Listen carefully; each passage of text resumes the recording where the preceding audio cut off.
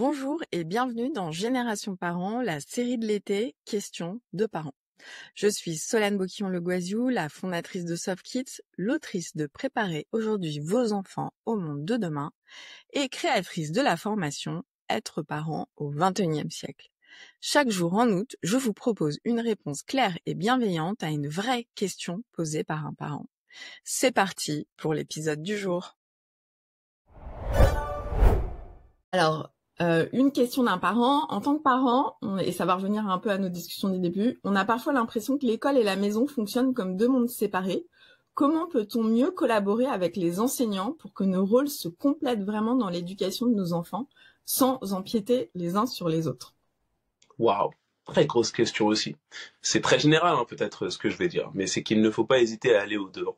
Plus on a d'informations, moi c'est ce qui se vérifie en tout cas dans ma pratique, plus j'ai d'informations sur les familles et sur les élèves qui vont être pertinentes par rapport à la scolarité des enfants, et mieux je vais pouvoir, encore une fois, appréhender les élèves qui seront dans ma classe en fait. Donc s'il y a besoin d'écrire un mot dans carnet de liaison, on le fait. S'il y a besoin de demander un entretien en début d'année pour mettre au courant de certaines réalités, on le fait aussi. Et puis ce qu'il faut savoir, c'est que oui, ces deux mondes qui sont l'un à côté de l'autre, le monde de la maison et le monde de l'école, fonctionnent de manière différente, mais on y accueille le même public. Et même si l'enfant dans ces milieux-là peut avoir différents visages, parce que l'enfant tel qu'il est à l'école n'est pas forcément le même que celui qu'il est à la maison, et ça je crois que ça se vérifie pour tous ceux qui sont parents ou qui ont déjà vu des enfants en dehors de l'école, voilà, eh bien c'est important en fait de garder ce cadre-là d'échange. Et si jamais l'échange est, j'allais dire, régulier, eh bien au bout d'un moment pour l'enfant ce qui va se passer, c'est qu'il va se rendre compte qu'il y a cette continuité-là d'échange à chaque fois.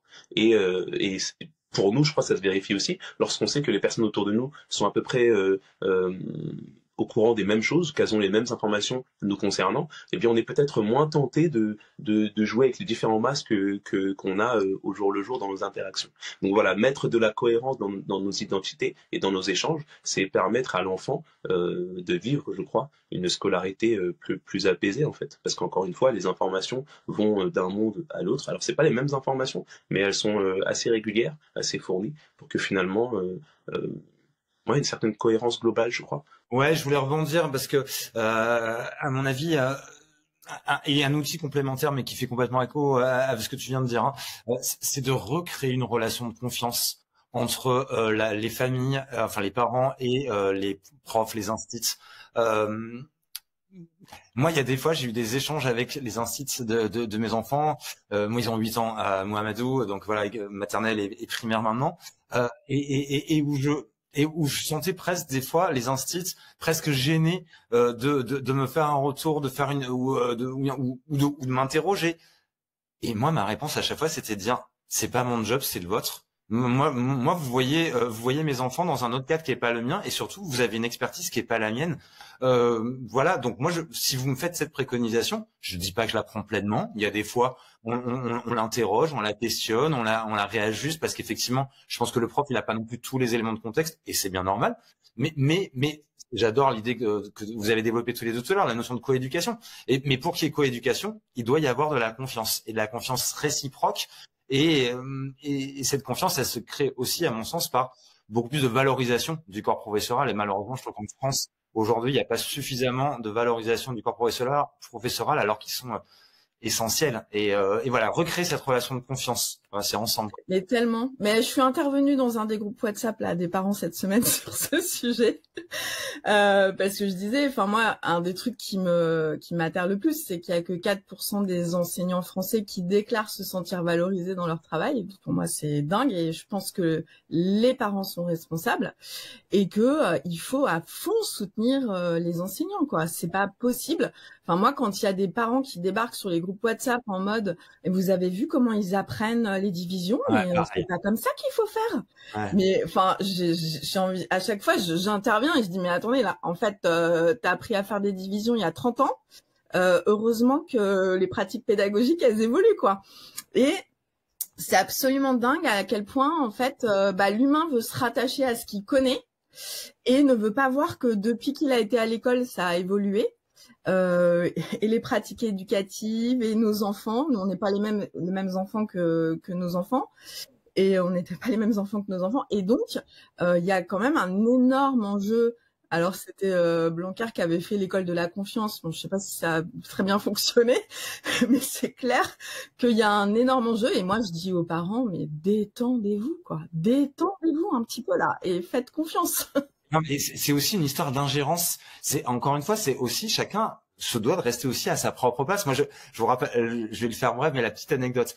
Rentrée en maternelle, en première section. Réunion de rentrée au bout de, je sais pas, de 3 semaines dans la classe, tu sais, où on est tous les adultes assis sur les mini chaises. Là, c'est toujours un moment hyper drôle. Et là, à un moment donné, vers la fin de la réunion, il y a un parent, mais suivi par après les 90% des parents, qui interpelle l'institutrice qui était géniale.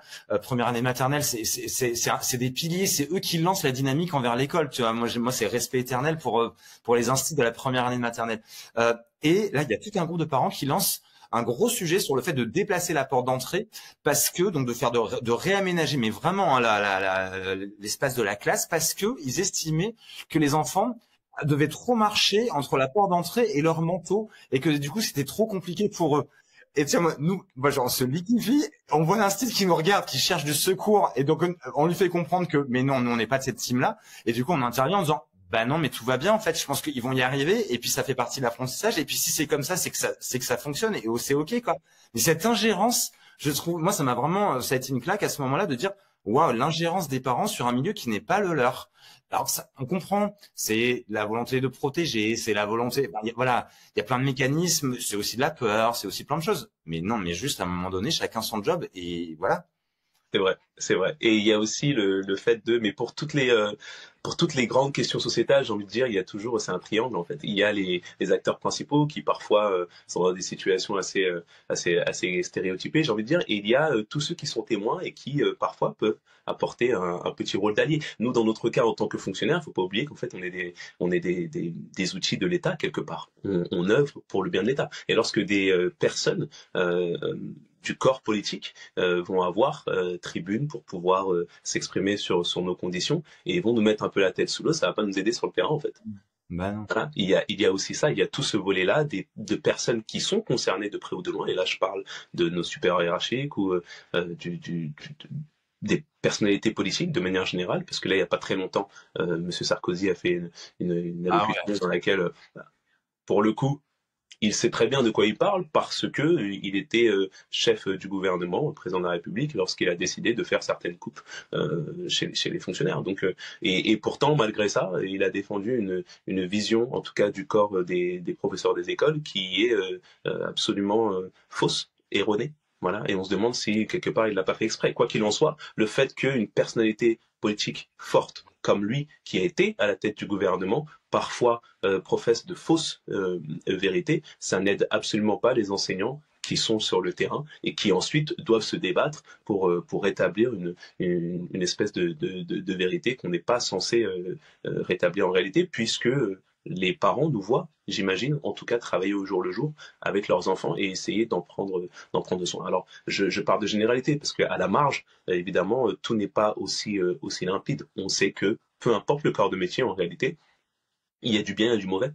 Voilà. Mais de manière générale, je crois quand même que le corps des enseignants essaie de bien faire son travail, entre guillemets, et que on a besoin, non pas juste d'être les enseignants d'un côté et les parents de l'autre, mais d'avoir aussi quelques autres voix autour qui ont de l'influence, qui peuvent s'exprimer. On a besoin de toutes ces voix-là qui puissent donner une meilleure image du métier, une image qui soit plus près de la réalité, en fait. Merci d'avoir écouté cet épisode de la série Questions de parents. Si ce contenu vous a parlé, vous a fait réfléchir ou vous a rassuré, pensez à vous abonner à Génération Parents pour ne rien manquer des prochains épisodes. Et si vous voulez aller plus loin dans votre posture éducative, je vous invite à découvrir nos ressources et ma formation en ligne Être parent au XXIe siècle. Un parcours simple, concret et bienveillant pour accompagner vos enfants avec sérénité dans ce monde en mouvement. Le lien est juste dans la description de l'épisode. À demain pour une nouvelle question et d'ici là, prenez soin de vous.